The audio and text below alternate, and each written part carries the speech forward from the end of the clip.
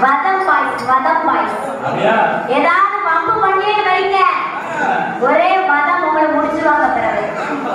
அதனால வந்த இடத்துல வாய் பதனம் கை பதனம்